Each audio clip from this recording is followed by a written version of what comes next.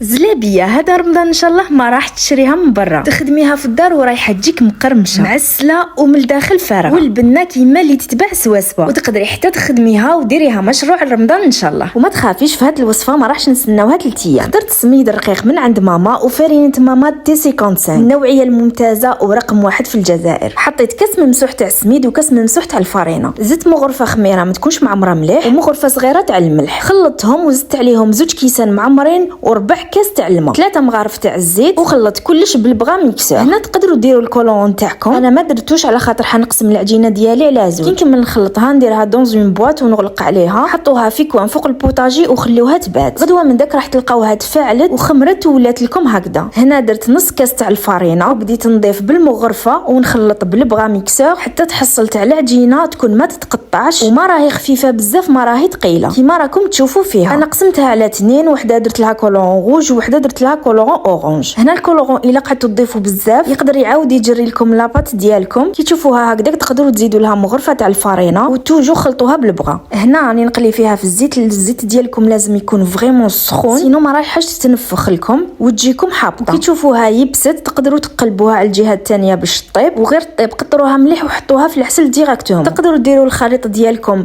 دونز اون بوش ولا تستعملوا قرعه اللي يكون الثقب ديالها صغير. اون بتيت استوس باش تعرفوا القوام تاع لاباط ديالكم. كي تقلوها الا درت لكم لي زيكزاك معناتها راهي مخصوصه فارينه، زيدوا لها شويه وتوجو خلطوا بالبغا باش ما يخرجوا لكمش لي غروم. من زينها وصفه اليوم وما كاين غير ماما اللي تعرف لها.